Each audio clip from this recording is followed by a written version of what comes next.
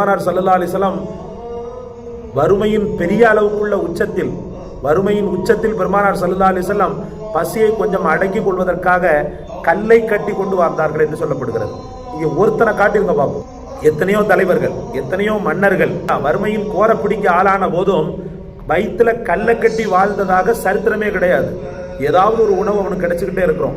அப்ப அந்த கல்லை கட்டி வாழக்கூடிய அளவுக்கு முகமது ரசூலுல்லாஹி ஸல்லல்லாஹு அலைஹி வஸல்லம் அவர்கள் கடுமையான முறையில் சோதிக்கப்பட்டாங்க. அன்னை ஹதிஜாவோடு வாழ்ந்த வாழ்க்கை மட்டும்தான் ரசூலுல்லாஹி ஸல்லல்லாஹு அலைஹி வஸல்லம் அவர்களுக்கு செல்வத்தினுடைய ஒரு சின்ன டேஸ்ட் தெரிஞ்சது, சிறந்த உணவுகளை சாப்பிடக்கூடிய ஒரு வாய்ப்பு கிடைத்தது. ஆனால் எப்போது ஹதிஜா ரலியல்லாஹு அவர்கள் மரணம் அடைந்தார்களோ அதிலிருந்து பெருமானார் ஸல்லல்லாஹு அலைஹி வஸல்லம் அவர்களுக்கு போராட்டம் தான் வாழ்க்கை. இந்த போராட்ட களத்தில் பெருமானார் ஸல்லல்லாஹு அலைஹி வஸல்லம் நின்று ஜெயிச்சாங்களா இல்லையா?